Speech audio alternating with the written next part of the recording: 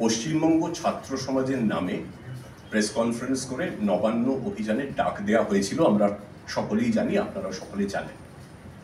পশ্চিমবঙ্গ ছাত্র সমাজ নামে কোনো সংগঠনের অস্তিত্বের কথা এর আগে আমরা শুনিনি। অনেক দলের, অনেক গোষ্ঠীর, অনেক ছাত্র গোষ্ঠী আছে, ছাত্র কমিটি আছে, কিন্তু এই নামে কোনো সংগঠনের অস্তিত্ব আমরা পাইনি। আমরা খোঁজ নিয়ে সোশ্যাল মিডিয়াতে যেটা দেখলাম, আপনাদের একটা পশ্চিমবঙ্গ ছাত্র সমাজের যে ফেসবুক পেজ, সেইটা একটু দেখাবো। এইটা একটু অনুগ্রহ করে দেখুন।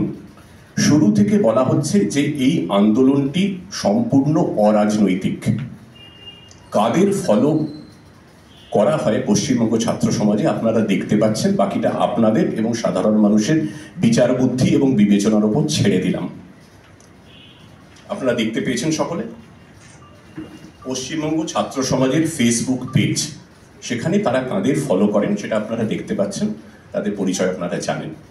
বাকিটা যেরকম বললাম আপনারা বুঝতেই পারছেন। দ্বিতীয়ত, এটা বলা হচ্ছে শুরু থেকে যেটা এটা একটি ছাত্র আন্দোলন। ছাত্র সমাজের তরফ থেকে একটা আন্দোলনের ডাক দেওয়া হয়েছে। সেটা কবে ডাক দেওয়া হয়েছে? 27শে অগস্ট, আগামীকাল, যেখানে হাজার হাজার ছাত্রছাত্রী দীর্ঘ পরিশ্রমের পরে একটি সর্বভারতীয় পরীক্ষায় অংশ নিতে চলেছেন। ইউজিসি নেটের পরীক্ষা রয়েছে কালকে সকাল 9:30 থেকে 12:30, তারপর বিকেলে 3টে থেকে 6টা। আমরা এরকম কোনো উদাহরণ পাচ্ছি না সুদূর অতীতে, সাম্প্রতিক অতীতে, যে কোনো ছাত্র সমাজের পক্ষ থেকে এমন কোনো আন্দোলনের ডাক দেওয়া হচ্ছে যেখানে ছাত্রছাত্রীদের, বহু সংখ্যক ছাত্রছাত্রীদের পরীক্ষা দিতে গিয়ে অসুবিধার মধ্যে পড়তে পারে। এটা আমরা সত্যিই বুঝতে পারছি না এই ছাত্র সমাজ ছাত্র স্বার্থ বিরোধী এরকম একটা কাজ কেন করছেন। এটা সত্যি আমাদের প্রশ্ন। আপনাদের কাছে হয়তো এই প্রশ্নটা মনে এসেছে। দ্বিতীয়ত, আমাদের কাছে বিশ্বস্ত সূত্রে বেশ কিছু তথ্য এসেছে।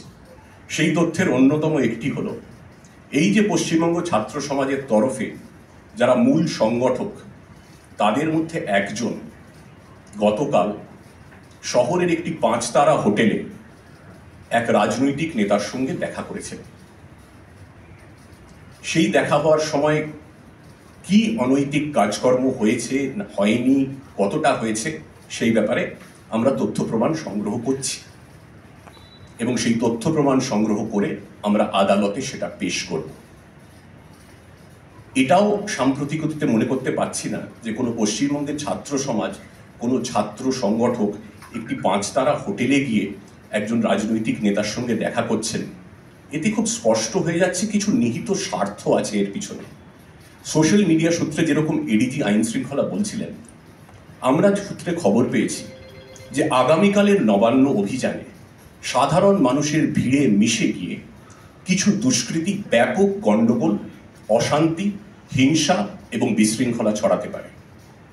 আমরা এটাও জেনেছি যে আন্দোলনের সামনে, ভিড়ের সামনে মূলত মহিলা এবং ছাত্রছাত্রীদের সামনে রেখে পিছন থেকে এমন কিছু গোলমাল পাকানো হবে, এমন কিছু প্ররোচনা দেওয়ার চেষ্টা হবে যাতে পরিস্থিতি নিমেষে অশান্ত, বিশৃঙ্খল এবং হিংসাত্মক হয়ে ওঠে এবং পুলিশ বাধ্য হয় বল প্রয়োগ করতে। সাধারণ মানুষের শান্তিপূর্ণ আন্দোলনের আবেগকে কাজে লাগিয়ে একদল দুষ্কৃতী এই অশান্তি, হিংসা এবং বিশৃঙ্খলা ছড়ানোর চক্রান্ত করছে। এর নেপথ্যে কারা আছে, কি নিহিত স্বার্থ আছে, সেটা তারা বলতে পারবেন। আমরাও খোঁজ নিচ্ছি। নেপথ্যে যারা আছেন তারা হয়তো ঘটনাস্থলে থাকবেন না, কিন্তু উস্কানিমূলক, প্ররোচনামূলক বক্তব্য চলছে। সোশ্যাল মিডিয়াতে একাধিক ভিডিও হচ্ছে। সেই ভিডিওগুলো পেন ড্রাইভে এই প্রেস কনফারেন্সের পরেই শেয়ার, আপনারা সেই ভিডিও কিছু ভাইরাল হয়েছে, হয়তো দেখেওছেন। আরও একাধিক ভিডিও আছে, সেই ভিডিওগুলো আমরা দেখছি। এবং যেখানে যেখানে যারা উস্কানিমূলক মন্তব্য করছেন, হিংসায় উস্কানি দিচ্ছেন কালকের আন্দোলনে, আবার বলছি, সাধারণ শান্তিকামী মানুষের আবেগকে কাজে লাগিয়ে তাদের আমরা চিহ্নিত করার চেষ্টা করছি এবং প্রয়োজনীয় আইনি ব্যবস্থা নেওয়া হবে।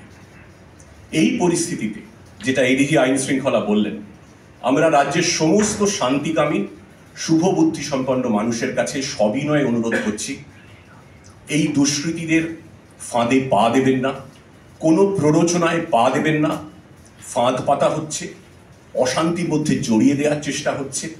সাধারণ মানুষের নিরাপত্তার থেকে বড় অগ্রাধিকার রাজ্য সরকারের কিছু নেই। সাধারণ মানুষের নিরাপত্তা, তাদের সেফটি অ্যান্ড সিকিউরিটি সর্বাগ্রে।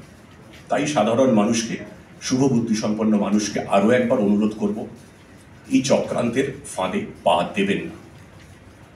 দ্বিতীয়, যেটা এদিকে আইন শৃঙ্খলা বলেছেন যে এই দুটি সমাবেশের যে ডাক দেওয়া হয়েছে, একটি পশ্চিমবঙ্গ ছাত্র সমাজের তরফ থেকে, একটি সংগ্রামী যৌথ মঞ্চের তরফ থেকে, এই দুটো সমাবেশই সম্পূর্ণভাবে অবৈধ এবং বেআইনি। কেন বলছি বেআইনি একটু ব্যাখ্যা করে। যে কোনো মিটিং মিছিল যখন সংগঠিত হয় তখন মহামান্য কলকাতা হাইকোর্টের অতীতে একাধিক ক্ষেত্রে একাধিক নির্দেশিকা দেয়া আছে যে মিটিং মিছিল সংগঠিত করতে গেলে যারা সংগঠন করছেন, যারা সংগঠক, তাদের কি কি দায়িত্ব পালন করার আছে। সেই দায়িত্ব তারা একটিও পালন করেন এখনো পর্যন্ত। ক্রেডেল ফার্টিলিটি সেন্টার, সন্তান সুখ এখন আপনার সাধ্যের মধ্যে। বিভিন্ন বিষয়ে ভিডিও পেতে চ্যানেল হিন্দুস্তানের ইউটিউব চ্যানেল সাবস্ক্রাইব করুন www.youtube.com/channelhindustan।